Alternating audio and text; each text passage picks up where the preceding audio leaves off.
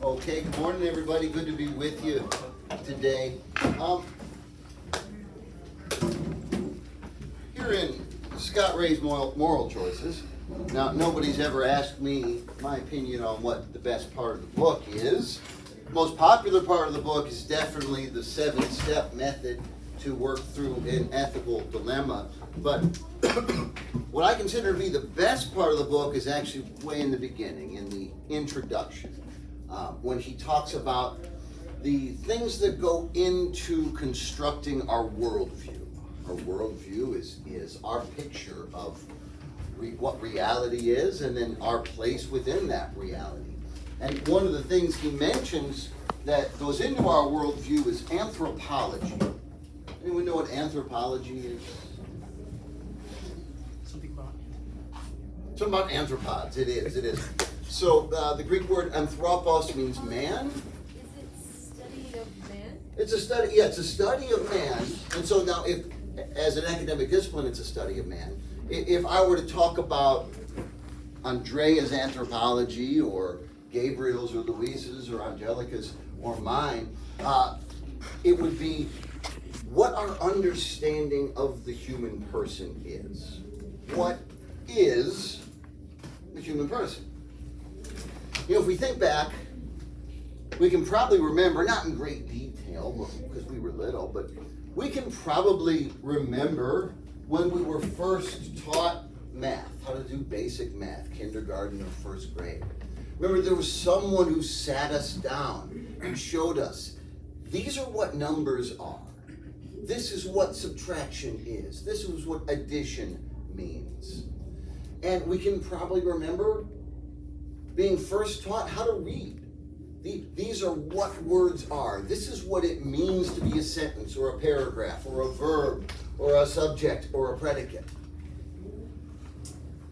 How many of us remember somebody sitting us down and teaching us what it means to be a person? What is humanity? What is personhood? The reality is, for almost every one of us, if not for every one of us, this is a huge oversight in the whole way we do education. And it's a huge danger in the whole way we do living together in the world. For the vast majority of us, nobody ever did that. It may be the case that some of us have never looked critically at that question. What exactly is a person? What does it mean to be human? Or if we have looked critically, it was probably for students anyway, relatively recently. Now, wait a minute, what is this thing all about? Here's why that's dangerous. See, ethics is the philosophy of how we make our behavior choices and how those behavior choices impact the people around us. How can we come up with a consistent, credible, ethical system? How can we make responsible and meaningful ethical choices about how we treat other persons if we don't have a clear vision of what the human person is? Because that question, what does it mean to be human? What counts as a human person, and what defines human personhood? That question is going to be at the very foundation of many, if not all, of the controversial moral issues that you're going to be discussing in the roundtable discussions in Module 6. And the way we answer the question of what is the human person is going to go a long way to determine how we solve some of these ethical dilemmas. Beginning and end of life ethical issues, that question is absolutely front and center. One of the first, I think in third period, does abortion go first in third period, or is that second? Is abortion going next week in here? Oh, that's second. So in second period, that's the first question going to be tackled, probably the most controversial, at least in the wider culture. And if one's definition of the human person includes a developing fetus, that goes a long way to settling the question. And if one's definition of human personhood includes an absolute right to sovereignty over everything that happens within the confines of my body, and of course I'm not going to be pregnant, but of one's body and therefore a woman's body, if that's what human personhood means, then that's largely going to dictate how one answers the abortion question. And the question of what it is to be human touches every aspect of our relationship with other people. And unfortunately, because we don't get a structured education in anthropology early in life, they sit us down. Who are my athletes? Steve, you play football, right? Bernard Destoine. Oh, what happened to your arm? Football. Football. All right. So Bernard Destoine, come up here.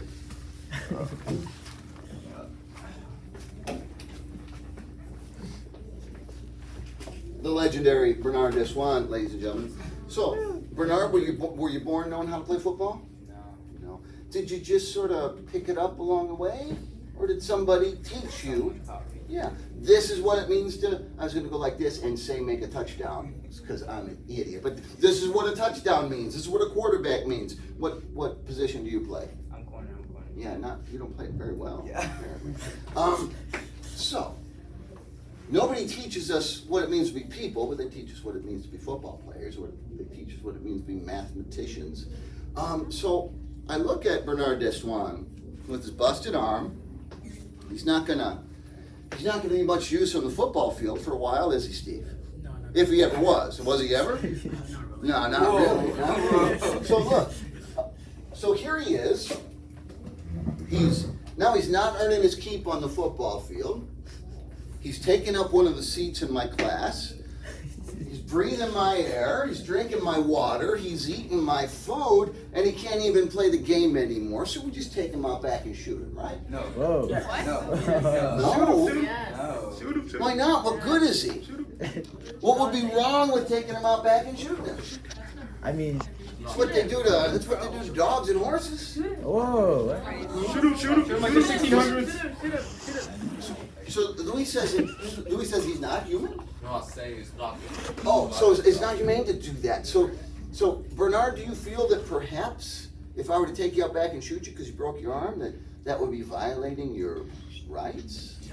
Maybe your human rights? Now, Okay. who here wants their human rights violated? Raise your hand. You want your human rights violated? I think they do. Them too. Also, Steve. What did I do? Not me. Who here thinks it's important that we preserve people's human rights? Yeah, I'm telling you, it's important to preserve human rights. If we don't have a clear and rationally arrived at concept of what a human person is, then how can we meaningfully speak of the rights that should inherently come from being human? If I say, if I say a dog has the right to fly, what's wrong with that statement? Why is that statement not meaningful? They can't. Dogs don't have wings. Dogs can't fly. And so my statement is absurd because I don't have an appropriate understanding of what it is to be a dog. Okay? If I want to make claims about human rights, and I do, I didn't raise my hand. I know I tell you to ask me controversial questions after you graduate, but I'm okay admitting that I believe in human rights. I do. But if I don't have a vision of what it is to be human, or if the vision I have is not rational, the whole house of cards falls down. Thank you, Bernard Destoine. You live to lose another game. No. Win another game. Yeah, we've been winning. Number one at this episode. So since nobody teaches us our anthropology, most of us, where do we get it from? Because we may not be able to put it clearly into words, but if I put this stapler next to Italia, you know which one's Italian, which one's the stapler. You've got a notion of what it means to be human. Where do we get it? We sort of just absorb it from the atmosphere of the culture around us. We sort of take it in uncritically, most of us. Without asking, is the message that's coming to us from our culture consistent? Is it right? Is it true? Is it good? And that can be dangerous. We mentioned, I don't mean to, did I use Kim Kardashian as an example yesterday or here? Yeah, I don't mean to keep picking on poor Kim Kardashian, although I think she's doing all right.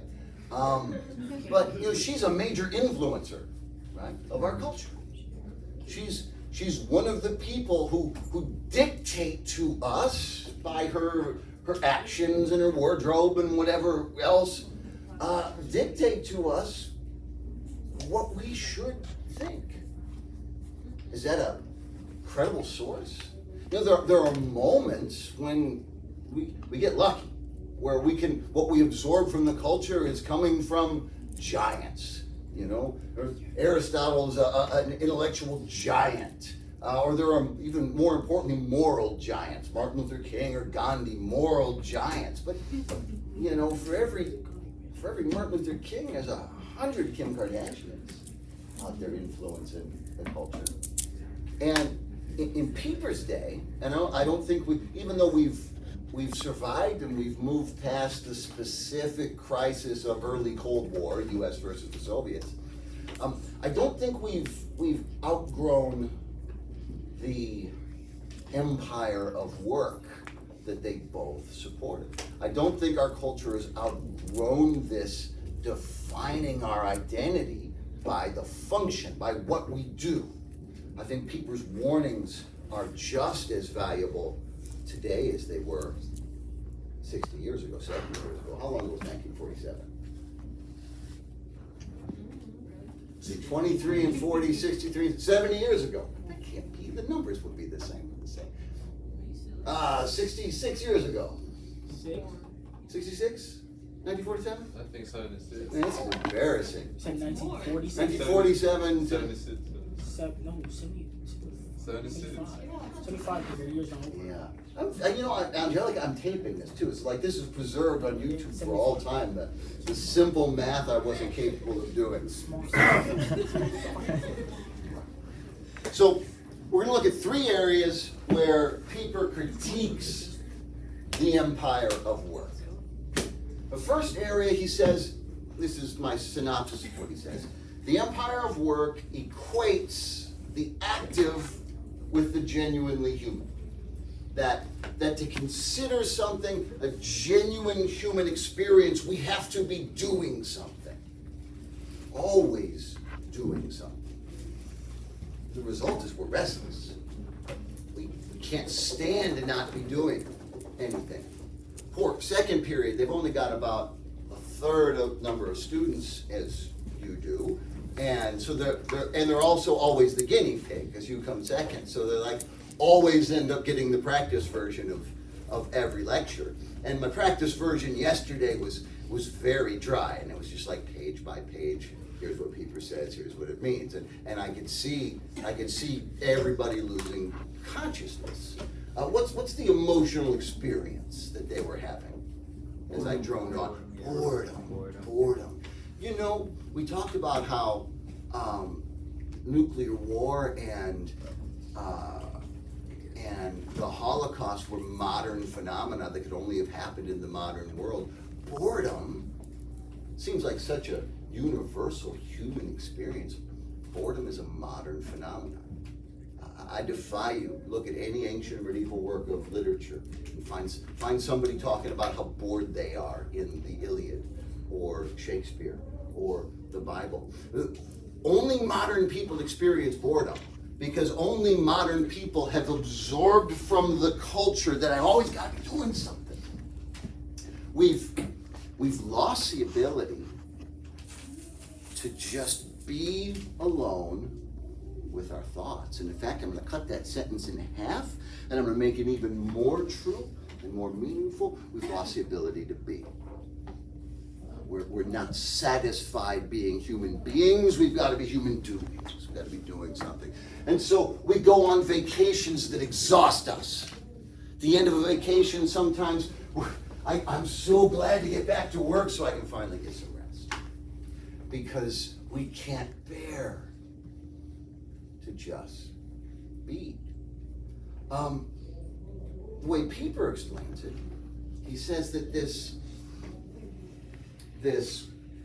allergy to being, it's based on a certain understanding of how human beings know, based on a certain interpretation of the human knowing process.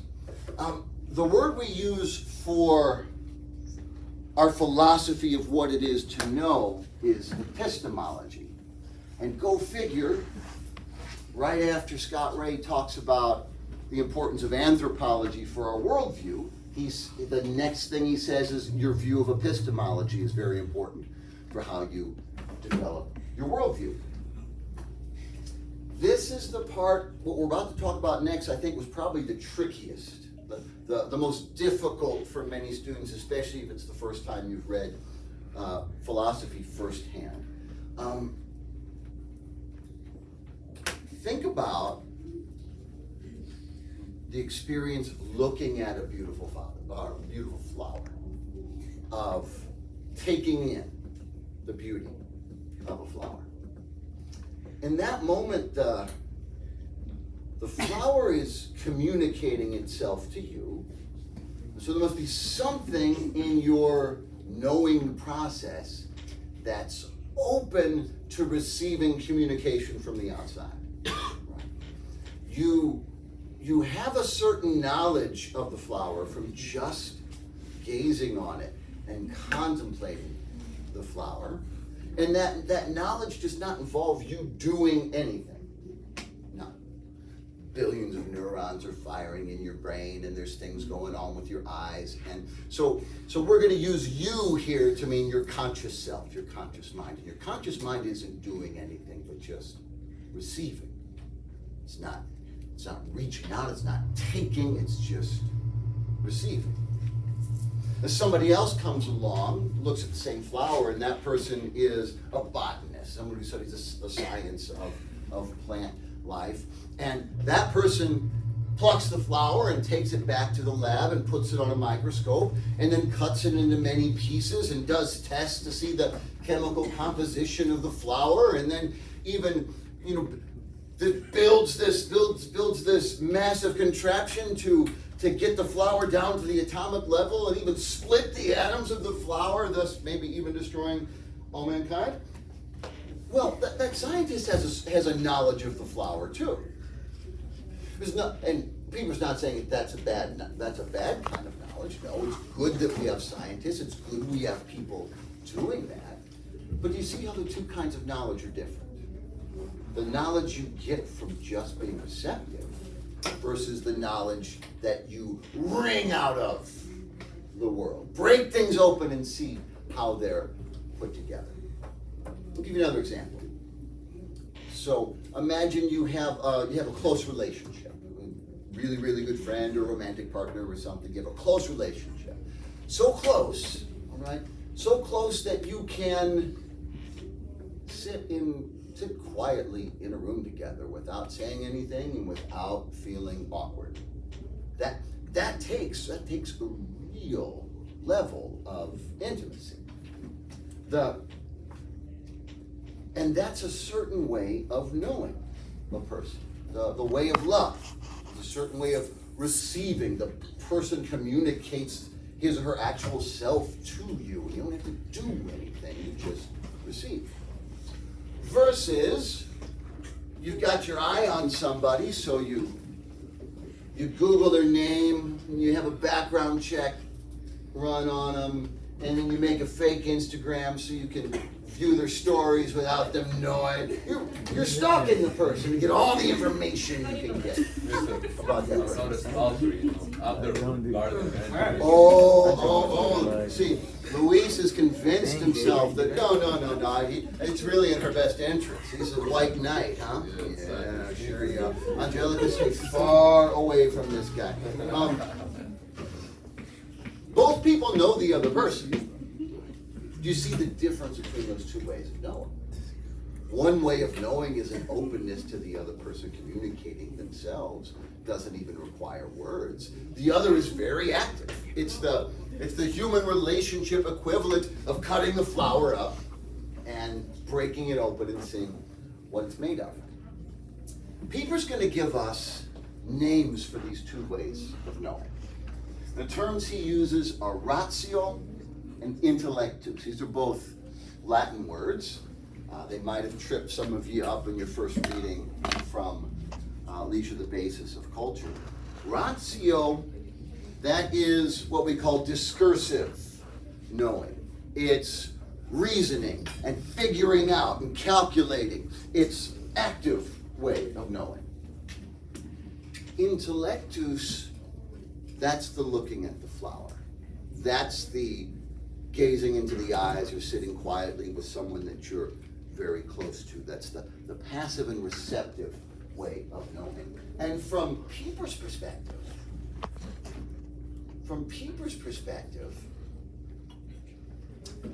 it's ratio is a natural and a human way of knowing, the active way of knowing. And intellectus is superhuman and supernatural. Those are slippery terms, right? We hear superhuman, supernatural, and we probably conjure up either the magical or the mysterious, or the magical or the miraculous. And there certainly is, from Pieper's perspective, Pieper does believe in a spiritual reality beyond this world. And many of my students do too. But we don't have to go that far to make this make sense, because he also says that even though he's calling this supernatural, it's a capacity we all have.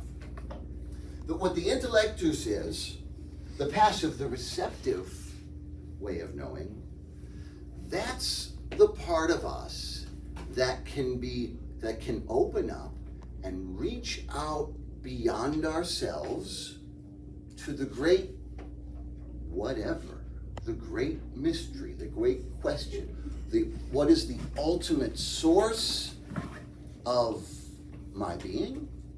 We reach out, and it's the intellectus that allows, at least gives us the opening for there to be some sort of response. If the whatever is out there turns out to be God or the gods in a traditional religious sense, it's what Pieper expects. Whether that's the case or not, perhaps it's just some as yet undiscovered facet of the human subconscious, or any number of things in between. It is this intellectus, this passive, this receptive knowing that even opens the door to that possibility. What are you going to put under the microscope? What are you going to break open to hear the voice of God, if there be any such thing? No amount of active work can make that happen. And it's also the part of us, that is drawn toward and receives nourishment from the liberal arts, the arts of free people, the things that are good for their own sake. Music, poetry, literature, history. It's ratio that's drawn toward those servile arts. Servile's not bad. It's good that there are scientists. It's good that there are people who figure out how things work. If you've ever been on an airplane, so who loves algebra? Okay. Now, who's ever been on an airplane? Okay. So those of you who've been on an airplane, aren't you glad that somebody loved algebra? Yeah. That maybe you're glad it's not you, but aren't you glad that it's somebody who studied really hard, somebody who broke those numbers open to see what they were made of, to figure out how the airplane could fly? But while you're on the plane, you're probably not thinking about the algebra that keeps, and the calculus that keeps the plane flying.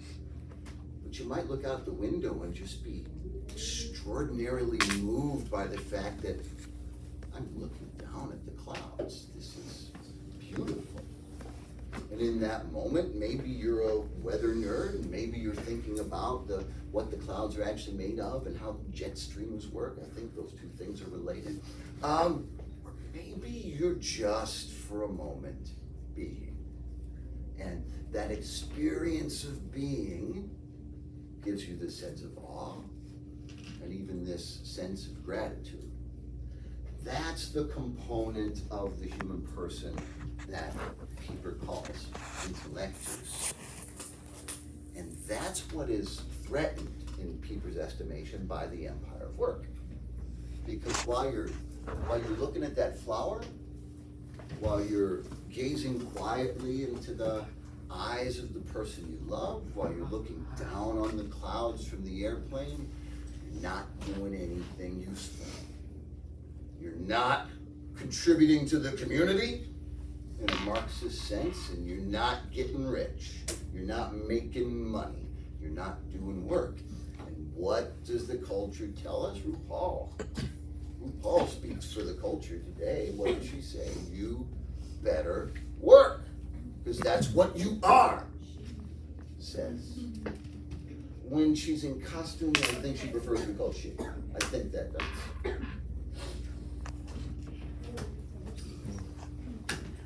A couple more quick points, and that'll be enough for today. So, the empire of work equates the active with the genuinely human. The empire of work makes an idol of difficulty. What's an idol? Someone or something you value. So something you value, and is it something you value that you should value? Think of it in the sense of the word idolatry. So it's literally a false god, but in this context, it's something that we treat with a reverence or even a worship that it doesn't deserve. There's a voice in our culture which really emphasizes that which is difficult. That in the moral life, when we have a moral dilemma, part of us probably wants to say we don't want to make the difficult choice, but the difficult choice is probably the right one, because otherwise why would there be a dilemma? And there's a voice that comes to us from our culture that says that the noble person, the admirable person, the hero is the person who steps forward and does something that is very, very difficult. It's not heroic to show up at work, not heroic to wash the dishes, but it's heroic to throw yourself in front of a speeding bus to save Luis or Angelica. Well, I don't know why you do it. Why would you even Oh do that? my God, I mean, it's people love me, like you know? that People problem's love me. about to take care of itself, and then somebody's got to get in there and throw themselves Some in people front love of. each other. No. Kant says this. Remember Kant? The deontologist. This is not Kant on the screen. I should save this for a minute. I do have a Kant picture in here. Let's see the Kant picture. All right. So Kant wants us to do what is difficult. He wants us to work. He wants us to do our duty. Always do your duty.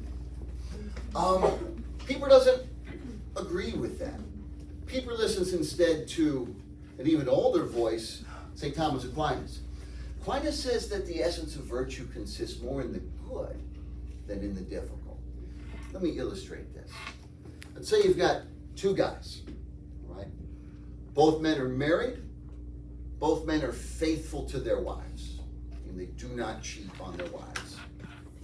The first man is ugly and poor. The second man is handsome and rich.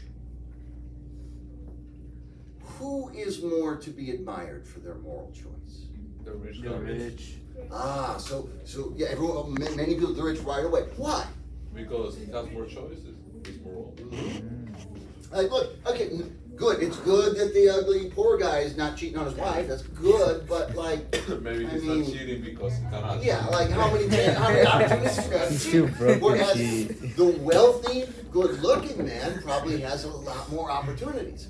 So for him, it is more difficult not to cheat, and so because Kant influenced us centuries before we'd ever heard of him.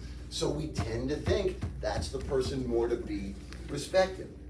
Here's what Aquinas says about that. He says, Aquinas is speaking explicitly as a Christian, and one of the tenets of Christian morality is that we are to love our enemies. And that's often considered to be, reasonably so, that's often considered to be the most difficult moral command, to love your enemies. Do you find it easy to love your enemies, Vera? You find it easy to love? Well, good. Good. I can't criticize that because it would go against the very point I'm making. Angelica, do you find it easy to love your enemies? No. For most of us, that's really difficult because we have a guttural, emotional reaction to our enemies. And then enemies means different things to different people. Your enemy as a junior in high school may be different from your enemy across a battlefield, right? But it's very difficult to love our enemies. Aquinas says, is that why? Is that why it's commanded? Is that why it's good? He says, no. It's not the difficulty involved that makes this kind of love so worthy. Even though the greatness of the love is shown by its power to overcome the difficulties. But if the love were so great as completely to remove all difficulty, that would be a still greater love. Let's go back to the rich, handsome husband who is faithful to his wife. Okay, so he's got all these opportunities. All the other ladies at work are looking at him, and some of them give him looks that he knows what those looks mean. And that if all he had to do is say something and he could be having a good evening, could ruin his life. He'd be trading his life for a good evening, but he could have that good evening. And he's only a man, he's only an animal. We're a rational animal, but we're still animals, so part of him really wants to do that. And it's difficult. It's difficult for him to do the right thing. But he does anyway. Okay, he's made the right choice. Good for him. Let's say as he grows in the depth of his love for his wife through their years together, and the love grows to the point not where he's still got eyes, he still knows that there are other girls who are pretty out there, but the love develops to the point where he no longer wants to cheat. His love is developed to the point where being faithful to his wife is no longer difficult. That, Aquinas says, that is when he has become a moral hero. That's the height of morality. Not the level of difficulty, not how much work it is to do the right thing, but actually, fueled by love, the more we grow in that virtue, the less difficult, the easier the right choices become. You can tell Pieper and Aquinas both are virtue ethicists. If we grow enough in love, we might even reach a point where this could be our motto. This comes from St. Augustine of Hippo, who says, love and do what you will. If our love, what is real love? What does love mean? It means willing the good of the other. If that is strong enough, if it is true enough, if it is pure enough in us, eventually we'll reach the point where we can do whatever we want. Why? Because we will want to do what is good for the other. So love is strong enough. What we want will be good. Last point for today. The empire of work worships usefulness. And I think we made this illustration yesterday with Victoria. I had you working at Taco Bell, and and Amanda was the nurse. Victoria was working at Taco Bell. I guess I jumped ahead of, I read my own mind or something, because I planned to pose the question this way: which of these two men is more valuable? Which of these two men is more important? Which of these two men is better? Well, the culture has an answer for that. Which one? The doctor. He's more useful. anybody can push a broom, not anybody can, I think he said, yeah, I think this guy's having brain surgery, not everybody, and like checking his Instagram while he's having brain surgery, not everybody can do that, you punk kids these days, you kids with your Grateful Dead and your fax machines, what? People would say, and the historic Western tradition, at least through the Middle Ages, as informed by the Christian tradition, would say that they're equally valuable. Why? Because the value comes to them not from their usefulness. Humans are not judged on whether they are instrumentally good, but it's intrinsic by the very nature, by the very fact of their humanity. From there, people makes a connection to the things we do here in school in this house of leisure. Some folks are having a lot of leisure back there. So much leisure that they've left the realm of the waking. Liberal arts, things like philosophy, history, poetry, literature, music, art. We don't need any of them, do we? There's a sense in which these are the things that we could live without, but wouldn't want to. Could live without, but like, why? A world with no stories, a world with no art, a world with no music. I can still breathe and eat and sleep, but like, why would I?